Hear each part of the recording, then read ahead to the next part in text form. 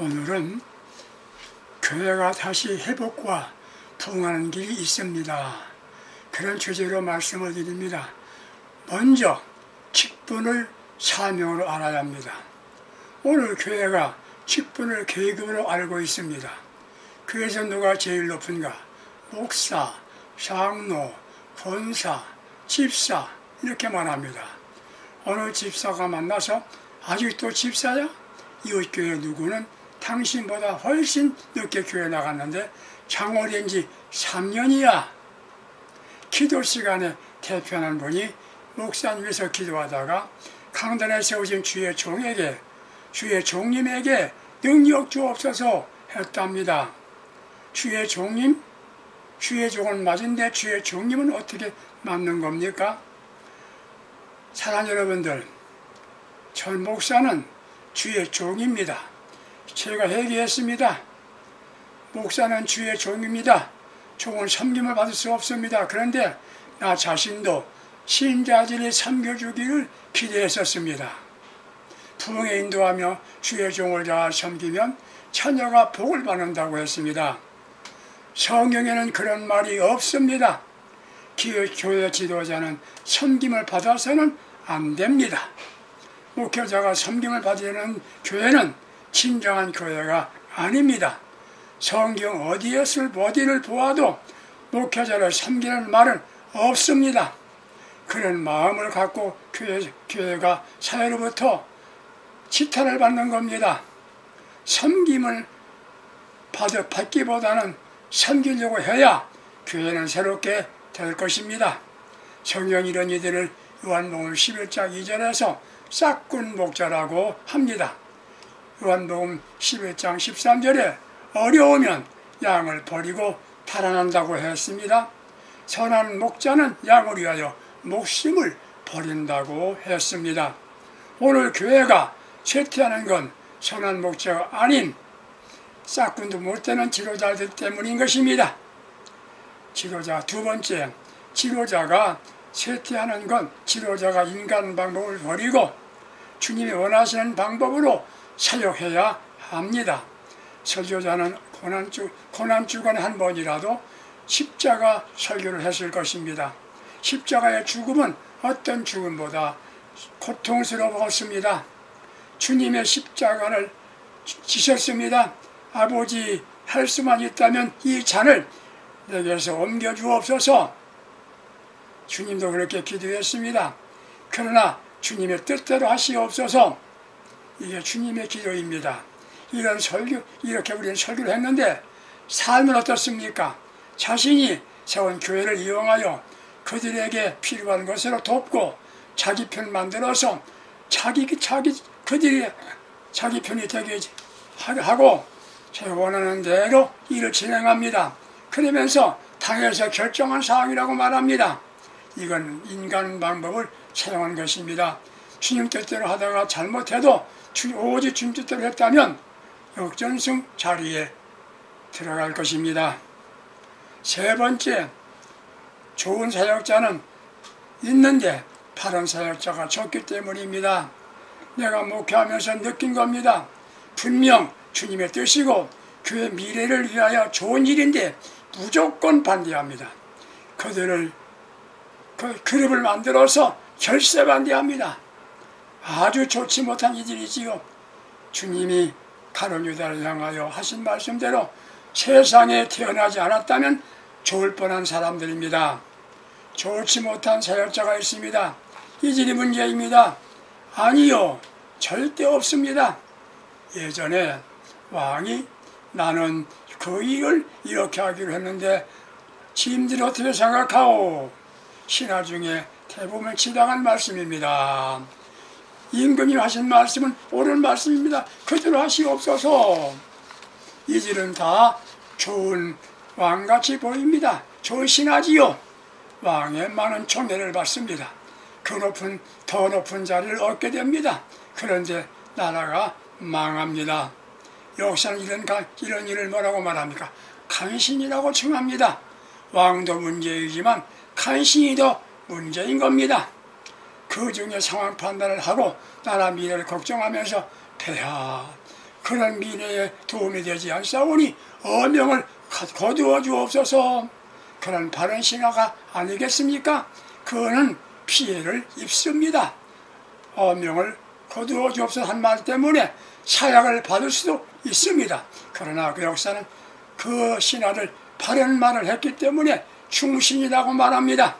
오늘 교회 위기는 바로 좋은 평신도 사역자가 많기 때문인 문제인 것입니다.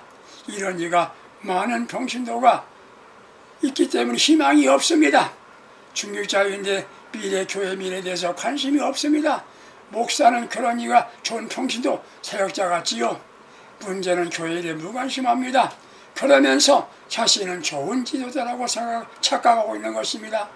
목회자에 대하여 어떻게 하든 난 관계가 없다고 생각합니다.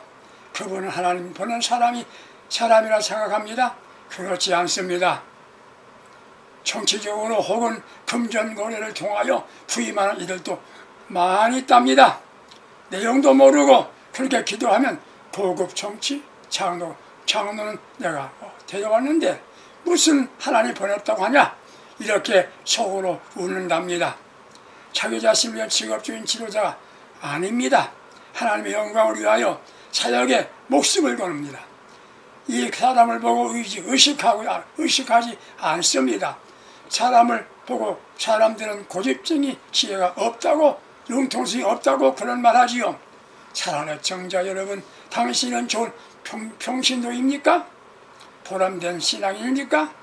좋은 지도자 아닌 보람된 평신도가 참된 지도자인 것입니다. 여러분들 보람된 지도자 한번 되어보세요. 보람된 평신도가 되어보세요. 그러면 교회는 살아납니다. 목회자가 자신을 위해 목회를 할 때 바르게 말하는 용기를 가져야 합니다. 이런 자가 바른 평신도인 것입니다. 이런 말이 있습니다. 평신도가 바른 평신도가 되지 못하면 병신도가 된답니다. 네 번째, 교회가 자신도 모르게 자신을 위하여 사역하는 분들을 바른 평신도가 말하는 것을 들을 수 있으면 참 좋은 것입니다. 사무엘상 11장을 보면 통치력이 있고 믿음의 사람 다윗이 범죄했습니다. 군사들은 목숨을 걸고 전쟁하는데 자신은 궁궐에서 평안하게 낮잠을 잡니다. 저녁 때쯤 창문을 열고 왕궁 옥상을 거니는데 아름다운 여인이 목욕을 합니다. 그녀를 불러 범죄합니다. 알고 보니 충신 우리아의 아내였던 것입니다. 그녀가 임신했습니다. 이를 은폐하기 위하여 전선에 있는 우리아를 데려다가 특별주관을 주어서 아내와 함께 잠을 자게 만들었습니다. 충성스러운 우리아는 함께 밤을 보내지 않습니다. 동료들은 목숨을 걸고 전선에서 전투하는데 자신이 어떻게 아내와 함께 잠을 잘 수 있는가? 거절합니다. 난처해진 다윗이 의로운 우리아를 전쟁에서 죽게 합니다.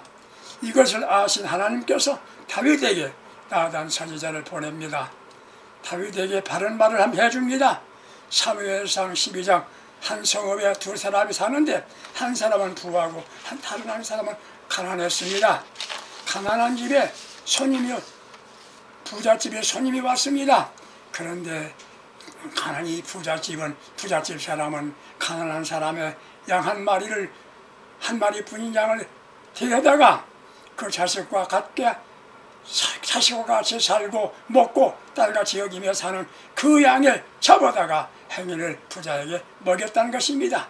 부자는 행인을 위하여 자기가 소유한 많은 양 중에서 하나를 잡지 않고 가난한 사람의 양새끼를 빼앗아 자신을 찾아올 사람을 위하여 잡았나이다.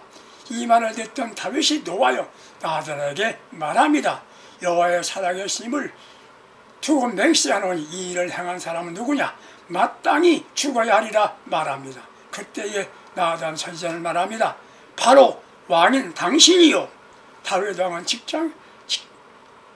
직장의 회장이 아닙니다. 요즘 대통령이 아닙니다. 사람을 현장에 죽게 할 수 있는 왕입니다. 선지자는 목숨을 걸고 하나님의 말씀을 전하는 사람입니다. 아무리 친한 사이고 나를 위한 사람이라도 바른 말을 듣기 싫어합니다. 아니, 듣기 싫습니다. 다윗은 나단 선지자의 말에 즉시 그 자리에서 엎드려 철저하게 회개합니다. 들으면 살고 안 들으면 죽습니다. 듣고 회개하는 다윗은 통일한 국을 세우고 하나님의 마음에 꼭 맞는 사람으로 영웅이 되었습니다. 이런 장로이면 바른 장로입니다. 바른 장로 있는데 바른 장로가 보이지 않습니다. 무조건 반대하는 건 아닙니다. 하나님의 뜻이 아닌 다윗의 자신의 욕심을 따라 자신을 위해 생각하고 하나님의 일과 반대되는 방향으로 나가는 것을 바른 장로는 분명히 얘기합니다. 이건 안 되는 것입니다. 이건 목사님 위해서 안 되는 겁니다. 이게 바른 장로인 것입니다. 사랑하는 청자 여러분들, 우리 교회는 회복을 넘어 성장 부흥해야 됩니다. 이를 원하시면 목회자와 평신도 지도자들이 확 달라져야 합니다. 하나는 뭡니까? 자신이 바른 직분을 사명으로 알아야 합니다. 감투나 계급이 아니란 말입니다. 둘째, 목회자는 절대 권위자가 아닙니다. 주의 종이라고 합니다. 성도는 하나님의 자녀인 겁니다. 목회자는 신자들을 섬기는 것이 성경의 원리인 것입니다. 목회자는 절대 권위자가 아니란 말입니다. 다시 말씀드리면 목회자는 대접받으려 한다고 한다면 대단히 잘못된 목회자인 것입니다. 그러기에 불신자들이 비난하는 것이지요. 세 번째, 목회자가 교회의 성장을 원한다면 종의 자리에 돌아가야 합니다. 왜 자꾸 인간 방법을 동원하려 하십니까? 예수님이 보이지 않습니까? 제자들의 발을 씻기신 것입니다. 주님은 인간 방법을 무엇인가 했다고 성공성이 아닙니다. 주님의 뜻대로 해야 성공인 것입니다. 주님 마지막 기도, 내 원대로 마옵시고 아버지 원대로 하시옵소서. 이 기도를 기도를 하면서 생각해 보세요. 모든 것이 확 달라질 것입니다. 네 번째, 목회자는 신자들을 통하여 대접받을 생각을 하지 마세요. 오직 하나님의 영광만 위하면 되는 것입니다.